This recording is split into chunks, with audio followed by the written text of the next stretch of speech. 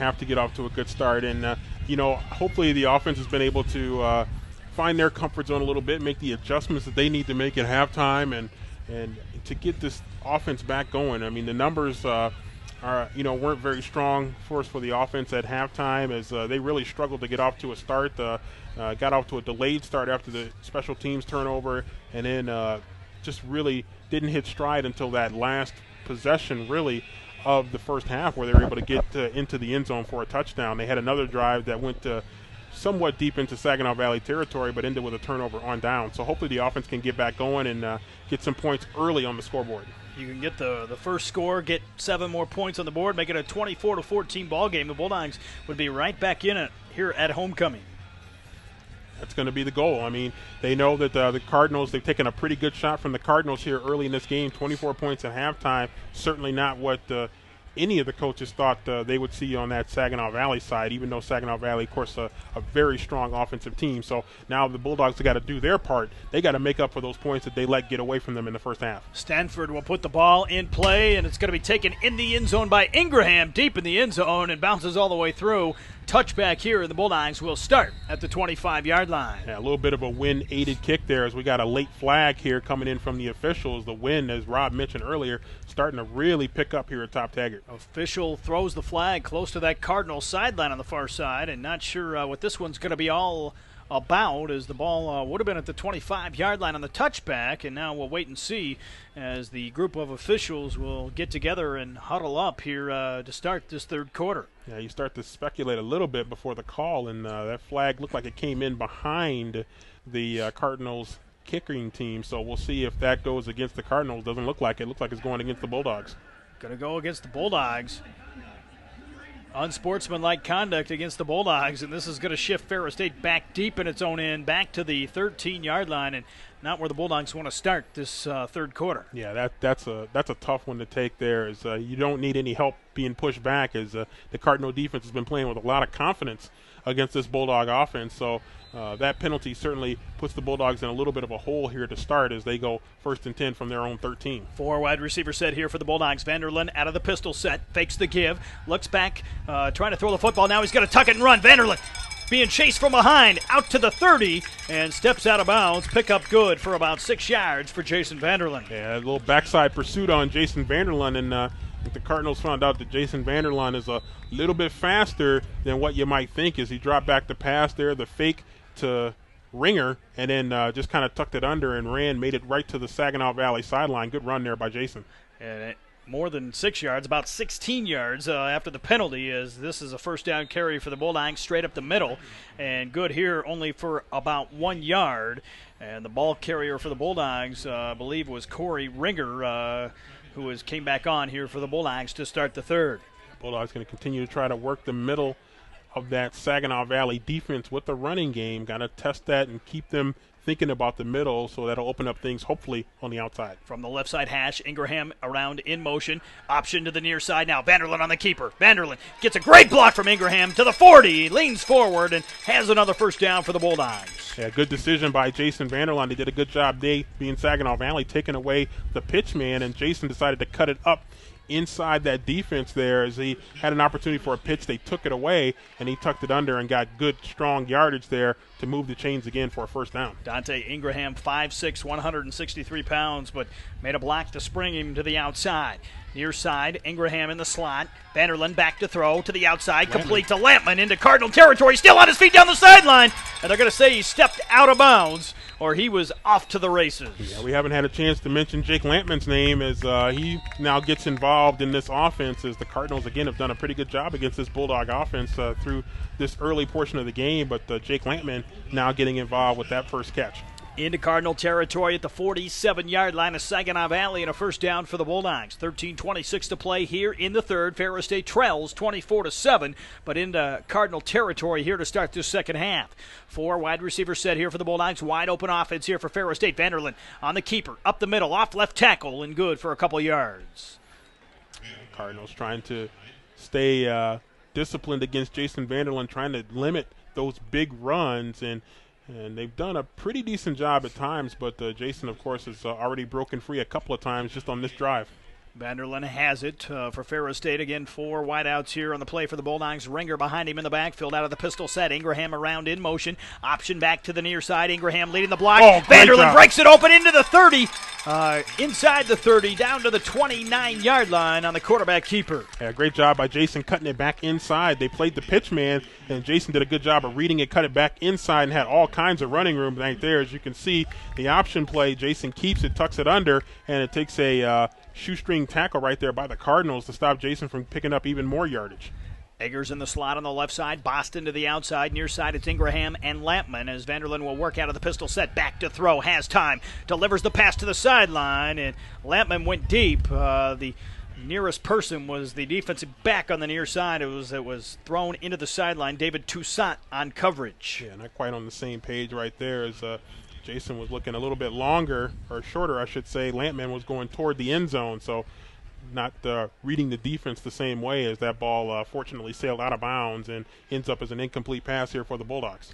12:22 to play here in the third, 24-7 in favor of Saginaw Valley as the Bulldogs will check back to the sideline. Jackson in as the lone setback behind Vanderlyn. Henneveld in at tight end here for the Bulldogs. Play clock. 2 to the near side, down to 2 on the play clock. Man around in motion. Bulldogs get it off. They fake the give to Jackson. Vanderlyn on the keeper and off the right side. Good for a couple, and this will set up third down and long coming up for the Bulldogs. Yeah, Bulldogs pushed that one right up close to the end of the play clock there, getting that snap off just before the penalty would have occurred, but picked up a minimal gain right there as, again, the Cardinals' defensive line continuing to do a pretty solid job against this powerful Bulldog running game.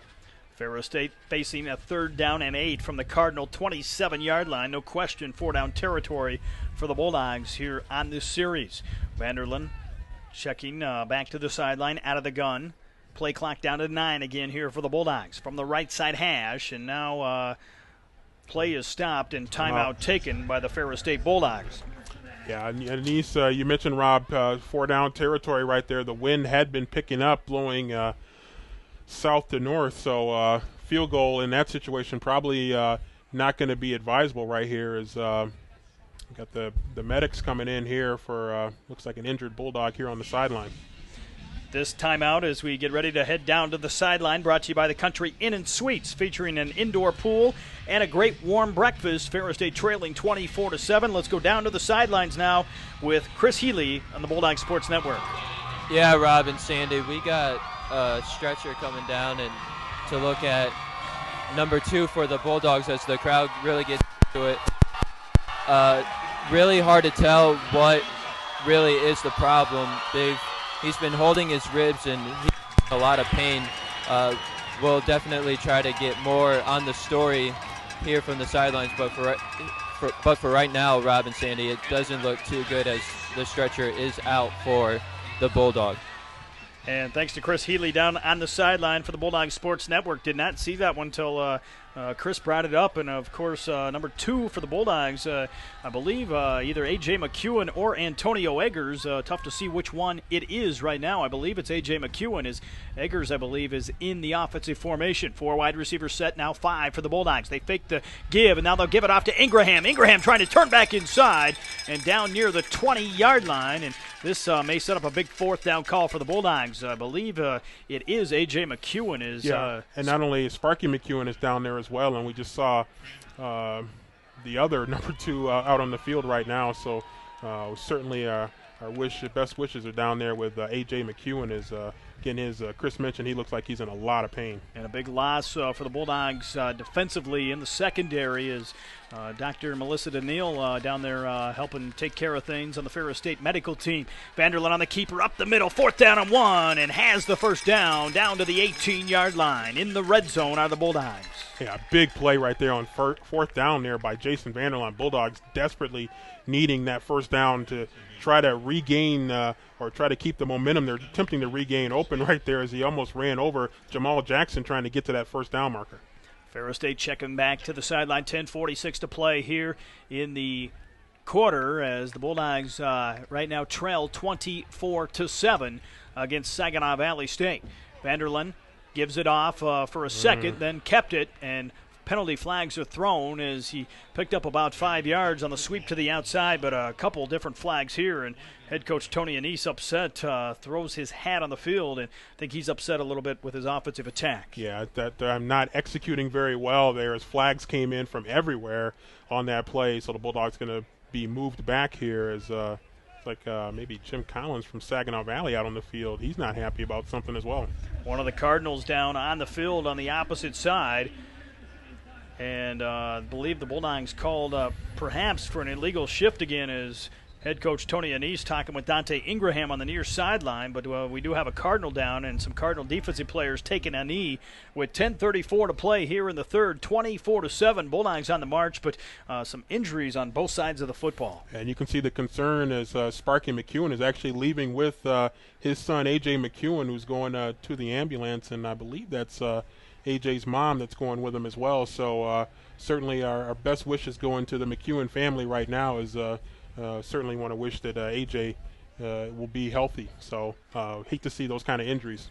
No, it's got to be somewhat serious to get Sparky off the sideline and leaving the football field, and we'll wait and see if he returns. But a tough injury, a tough one here for Saginaw Valley on the opposite side, and tough to read the number right now. It looks like one of the Cardinals may have got rolled over a couple times on that tackle, and perhaps number 42 at the bottom of the pile, Caleb Higbee, and he's a good one for the Cardinals, junior defensive back for Saginaw Valley. And he's up, not moving too quickly there, as he's going to be helped to the sidelines by the Cardinal training staff. So a couple of injuries right now on the field, and I certainly hope that these injuries aren't serious.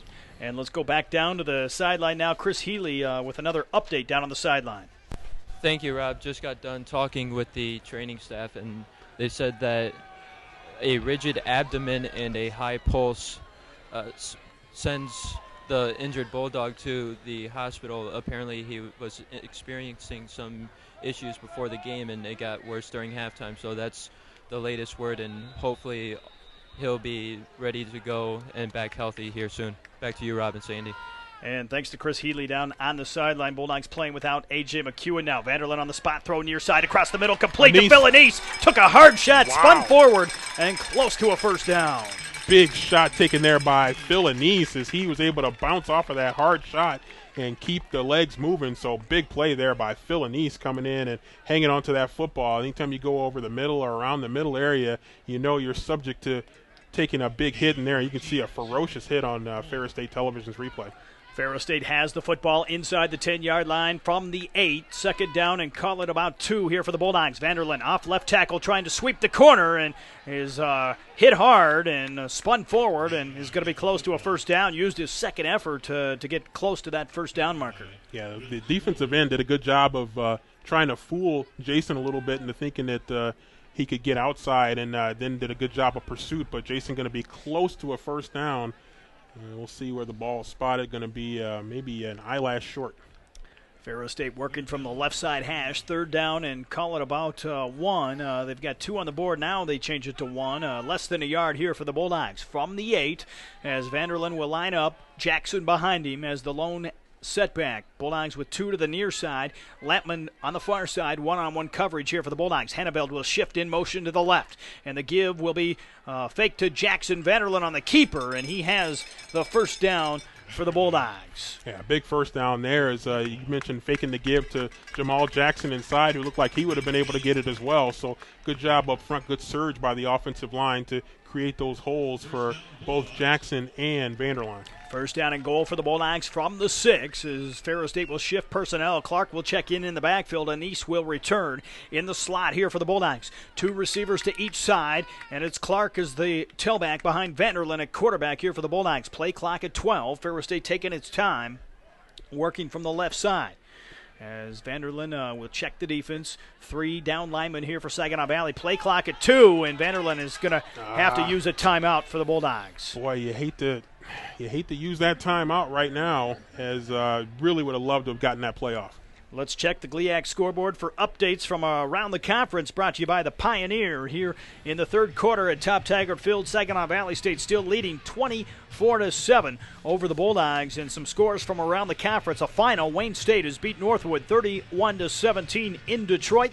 Hillsdale leads Northern Michigan 27-17 at the Superior Dome in Marquette with 2:01 to play in that ball game. It's Ashland all over Lake Erie, 55-10 with 10:39 to play. The Eagles have found their offense and certainly found a way to slow down the Lake Erie offense in that ball game. Tiffin leads Malone 13-10 at halftime. And then again, coming up later on today, it will be Findlay at McKendree. 2:30 start, but no score update from that contest. Ohio Dominican is at Walsh tonight at Fawcett Stadium in Canton. 6 o'clock start there. And Michigan Tech will visit Grand Valley State at Lubber Stadium, 7 p.m. down in Allendale.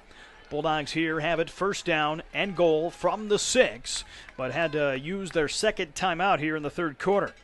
Yeah, and that's huge. You know, it puts you down to one timeout with more than a quarter and a half to go. So Bulldogs hopefully won't come to regret that timeout. Vanderlyn working from the left side here for the Bulldogs. He's got Henneveld as the H-back, blocking back here. Give is to Jackson up the middle, and may have got a yard and a half, and that was about it. Cardinals again doing a good job of beating their men off the block and getting into the backfield and stopping some of those running plays before they can even get to the line of scrimmage. So hopefully that Bulldog offensive line can get back to that power run blocking that we've seen so many times during the last 2 years. 8:05 remaining here in quarter number 3 as the Bulldogs are knocking on the door at the 6. Second down and goal for Ferris State as Vanderlyn will set up the offense. And he'll fake the give, rolls out left side, looking for Henneveld. Henneveld on the catch, inside the 5, touchdown Bulldogs! Great job there by the Bulldogs, getting Henneveld coming out there into the flat area, making a nice catch, and then into the end zone for a touchdown. And the Bulldogs are right back into this game, 24-13, pending the extra point. Great job there by the Bulldogs executing the pass play. Henneveld, sure-handed receiver, and used his size and his effort to reach the end zone on a touchdown grab. Maybe not used quite as much here under head coach Tony Anise as a receiver, but has done a great job as a leader for this football team and certainly makes a big catch there to get the Bulldogs back on the board. Extra point by Cantola. The senior is good, and Ferris State has closed the gap to 24-14, 7:50 to play here in the third. Yeah, I tell you, you mentioned Jace Henneveld, and maybe not as much of a factor in the passing game, but certainly with blocking that he's been able to do and his leadership on the field and in the locker room, he really continues to be a great asset for this Bulldog program. And, we had a chance to run into his dad down at the Pro Football Hall of Fame, and his dad's certainly one of the great fans that we have here in Bulldog football. And certainly one of the key supporters of the Ferris State Gridiron Club and the Bulldog Athletic Association, part of that parents group that does a great job traveling around to the games. And again, fans, for more information on the Gridiron Club or the Bulldog Athletic Association, log on to ferrisstatebulldogs.com. Great group of Gridiron Club members always on hand. A great group of alumni supporters here today, former players on hand and joining the tailgate festivities before the game. And a lot of those guys right down in that end zone where Henneveld scored, having a nice time down there rooting on the Bulldogs. Oh, yeah, they're back. They left for halftime, but they're right there back supporting this Bulldog team. They want to see a comeback, and the Bulldogs are on their way to that comeback right now, especially if the defense can continue to execute the way that they have. Bulldog defense will get set to take the field. First, the kickoff, Cantola into the end zone, and the Cardinals thought about it for a second, then will elect not to bring it out, and they will start at the 25-yard line, and out will come the Bulldog defense, and right now without the services of A.J. McEwen at one of the corner spots. We don't see Sparky McEwen back on the sidelines yet either, as one of the 2 ambulances here on hand at Top Taggart Field has finally left the stadium. Took them a while to get out of the stadium, but they have left, and hopefully will be nothing too serious for A.J. McEwen. Yeah, let's hope, because certainly he had Sparky's full attention over there on the training table before the medics were able to come in and to get him into that the ambulance. So hopefully he'll be okay. Jennings at quarterback, looking across the middle, and dropped by Janis as he saw the Bulldogs closing in and could not hold on to the football. Yeah, you don't see that too often from Jeff Janis, again, one of the top receivers in the nation. That time on a little bit of a slant pattern, had the ball right in his hands, just couldn't grab it. Cardinals will have it 2nd down and 10 from the 25, and a stop here by this Bulldog defense would be huge with 7:47 to play in the third. Jennings will send 2 to the near side. He's got Janis on the outside. Give ahead to Shuford and got maybe a yard or 2, and the Bulldog defense has came up with another stop here on that second play of the series. Yeah, now they need the 3rd and long stop, and the Cardinals in the first half were doing a great job on 3rd down against the Bulldog defense. Let's see if the Bulldogs this time can answer the challenge and come up with the stop that they need. A.J. McEwen out of the lineup. John Waller is checked in at corner, and he will draw the assignment on that far side right now on Jeff Janis as the Cardinals will step up with the line of scrimmage. 3rd down and 8, 7:13 to play here in the third. Bulldogs showing blitz from the 27-yard line. Janis will send Albrecht in motion to the right side. Albrecht rolls out to the corner. They got him! Is sacked by Zimmer if he can bring him down, and he does! Back inside the 10!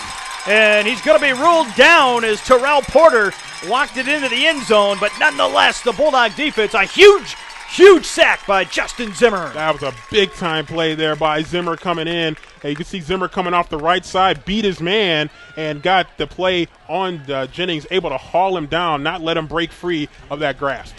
Zimmer working against 6'8", 330 pounds at left tackle, but used his quickness to get by him and got to Jennings and the Bulldog defense. A big stop here, and now we'll see Dante Ingraham back as the punt returner with A.J. McEwen, of course, no longer in the contest this afternoon for the Bulldogs. Chance for the Bulldogs to get a big return here if they can get their blocks on.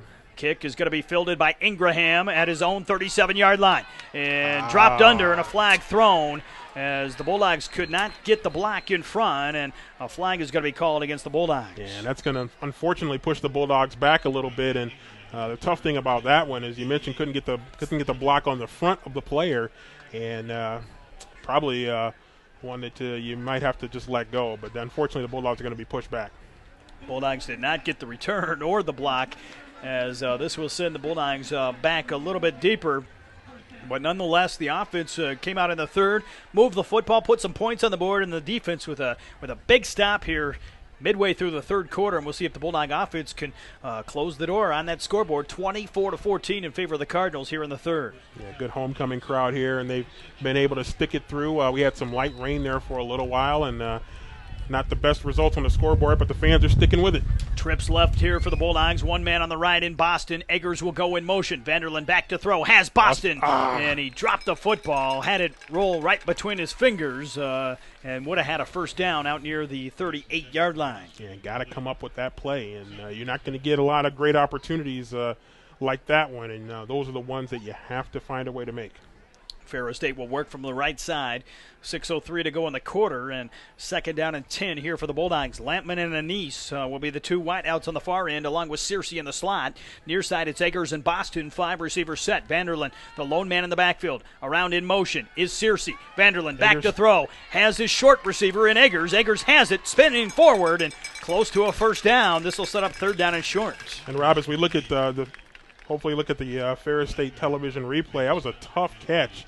The ball thrown a little bit behind, and he was able to turn the hips and be able to come away with a nice reception there and to make it into a more positive play. High-definition replay courtesy of Ferris Television up here in the booth. And, of course, all games streamed live, all home games in high definition at FerroStateBulldogs.com. Vanderland out of the pistol set here for the Bulldogs. On the keeper, right up the middle and close to the first down. Depending on the spot, I believe he's going to have it here. Yeah, it's going to be I think it's going to be just a touch short for the Bulldogs, and it's going to put them in an interesting situation here. They're going to bring out the chains as the linesman on the near side looked like he was well in front of the 41-yard line, which is where the Bulldogs need to reach. The ball looks like it's spotted maybe a little shy, and they're going to have to bring in the chains, I believe, from the far side. It's going to be close as the nose looks like it might just be past the 41. So we'll see where it's called, but looking at the marker on the far side, it looks like it's going to be a little bit short. Looks like the marker is a little past the 41 as well. They'll stretch the chains, and it's going to be a first down for the Bulldogs. Well, there you go. Don't trust the announcers. Wait for the official announcement from the chain gang and the referee as the Bulldogs get a much-needed first down right there as Vanderline carried it and was stopped before he was able to get his momentum going. But, again, on the keeper, that's what the bread and butter of the Bulldogs is. When they get in trouble, that's a lot of times what they'll go to. Ferris State near side as they'll send 3 again to the far side. 5 receiver set again for the Bulldogs. Vanderland spreading out the offense. Ingraham around in motion, and they'll give it off to Ingraham on the sweep, trying to cut back inside and had nowhere to go. Cardinals read that play, and a loss of about 3 yards here for the Bulldogs. A big loss right there is the Cardinals, you mentioned all over that play. Actually, they're going to say a loss of almost 4 as the down marker going back probably about 3.5 to 4 yards. So big loss there by the Bulldogs on first down. Ferris State will send 3 to the near side now, 2 out on the far end as Vanderland again will shift. Ingraham in motion, back to throw, pressure coming, and the pocket collapsed, and Vanderline is sacked back inside the 30-yard line to the 29, and a big third down and long coming up now for the Bulldogs. Yeah, by the time Jason planted his back foot on the drop, the pocket was already collapsing, and he tried to step up and run, or at least step up into the pocket, and by that time he was swarmed by white jerseys. One of those situations where it's a chess game and the Cardinals came on the blitz from the outside and were able to get to the quarterback in a 5-receiver set here for the Bulldogs. Ferris State checking the sideline now, down to 12 on the play clock. Third down and call it 18 from the Bulldog 28-yard line, and they need to get it all the way out to about the 47 to get a first down. Give will be faked to Eggers. Vanderland on the keeper, off left tackle, trying to cut to the outside, and got a couple, but it's not going to be enough here, and the Cardinals have held. Yeah, Cardinals doing a good job keying in on Jason Vanderline, trying to take him away, and they've done a great job with their pursuit sideline to sideline to take away that Bulldog running game and take away the option attack, take away the slot receivers. They have really done a great job on that run. Bulldogs are going to have to punt the football away. Birmingham and Mazowick back to punt the ball for the Bulldogs, and back deep for Saginaw Valley. The return man on the punt return unit, John Bryan, I believe, perhaps here for the Cardinals. Mazowick will get off a boomer, and it's going to take a big Bulldog bounce inside the 20, and finally touchdown at the 14-yard line. Huge punt there to flip the field for the Bulldogs. Yeah, Birmingham hustling down there to be able to make that play, so great job there by the Bulldogs and special teams. Ferris State will pin the Cardinals back at the 14-yard line, and that is where we will see Jonathan Jennings and the Cardinal offense for the second time this half. They lead the Bulldogs 24-14. Momentum prior to that last offensive series was on the Bulldogs side here in the third, and Bulldogs need another big stop here defensively to try to get the football back. Yeah, they really do. If they can get a stop and try to keep the Cardinals deep into their own territory right now, not let them get some of those big plays they got in the first half, then they'll give themselves a chance to maybe play on a short field and shift momentum even a little bit more. Left side hash, Cardinals will give it off. Shuford, actually it's Mays this time, and he's drugged down by Darnell Morris. And Morris having a big game at the linebacker spot for the Bulldogs, had 10 tackles in the first half, and another big stop there from behind. Boy, you love the speed at linebacker to be able to run down a play like that on the backside. Great job there by Morris. He's a guy that did not play a lot early on in the year and has stepped in here in the last couple ball games and made a big impact defensively in there today at middle linebacker for the Bulldogs. And that has allowed the Bulldogs to shift some personnel defensively. Man in motion is the tight end for Saginaw Valley, second down and 10. They'll fake the give, back to throw. Jennings nearly sacked, looking downfield, and overthrown well out of bounds. And the pass incomplete, third down coming up. Boy, that was a play the Bulldogs would love to have had right there, a chance to bring Jennings down deep in his own territory. But I like the fact that they're continuing to get pressure on Jennings back there, not letting him get comfortable. They flushed him out of the pocket and then forced the throwaway. Jennings now changing personnel here offensively for Saginaw Valley. Bulldogs have went to a nickel package, third down and 10 from the 14 with 2:28 to play.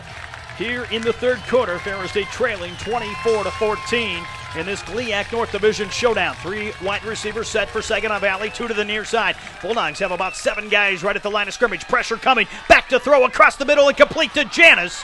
And he has the first down out to the 33-yard line. Bulldogs brought the house, and Janis was left open. Yeah, that's what happens. You bring the house and you leave some one-on-one opportunities, and Janis again sitting down in that middle of that Bulldog defense is the Bulldogs in the zone coverage right there, and looked like a breakdown as Janis ended up wide open. Janis will line up near side.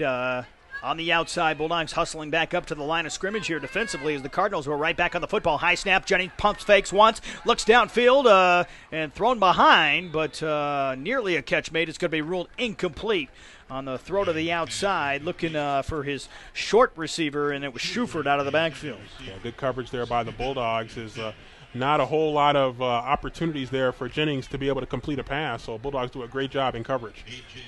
Ferris State defensively facing a 2nd down and 10 as the Cardinals will line up on the right side, and they've got a tight package here. 2 to the near side, and Janis across the middle. Jennings looking across the middle and has the opposite receiver from the other side. And on the catch for Saginaw Valley, it'll be close to a 1st down, and that pass complete to the tight end, Andrew Dillon. 3rd down and call it 2 coming up for the Cardinals. And this is going to be a big 3rd down for the Bulldogs. They really got to get a stop. Try to get off the field right now. The Cardinals had a couple of nice plays in the passing game. We'll see what Coach Esposito can draw up on to get his defense a stop. 90 seconds to go. Across the middle and caught by Dillon again, and almost dropped that one, bobbled it, but came down with the catch right at midfield and a 1st down. Yeah, Bulldogs had good pressure up the middle, and Dillon bobbled it, but was able to hang on to it for a 1st down. Cardinal football now right at midfield, and they lead Ferris State by 10 as we are approaching the end of the 3rd quarter. Bulldogs defensively in a 4-man front as the Cardinals will give it off to Mays on the sweep to the right side, and did not get much, maybe a half a yard before he was swarmed under by that Bulldog defense on the outside. And the Bulldogs have got to be able to stop this running game as time of possession, you got to think, is turning in the favor of Saginaw Valley as we're under 1 minute to go in the 3rd quarter. Bulldogs are going to have not a whole lot of time to be able to put at least 10 more points on the scoreboard to be able to change the complexion of this game. Saginaw Valley will line up 2nd down and 10 for the Cardinals as they have it just on the side of Ferris State's field at the 49.5-yard line. Back to throw, Jennings to the outside and complete. Janis on the far sideline and finally brought down by Terrell Porter. Beat the coverage to the corner, and the Cardinals will have it at the 33-yard line. Yeah, huge 1st down there. Huge 1st down catch again by Janis. We've called his name quite a bit. Last year, Bulldogs did a pretty good job against Janis, but this year he has really been a key receiver, a key point in this Saginaw Valley offense, not so much with touchdowns, but with timely catches. 9 catches, 154 yards, and that will lead us to the end of 3 quarters of action. 24-14, the Cardinals in front. We'll take a 60-second timeout. This is Ferris State football on the voice of the Bulldogs, Sunny 97.3. Office Machines is your local authorized Xerox sales agent. Located at 215 North Michigan Avenue in downtown Big Rapids. Call 796-8080. That's 796-8080.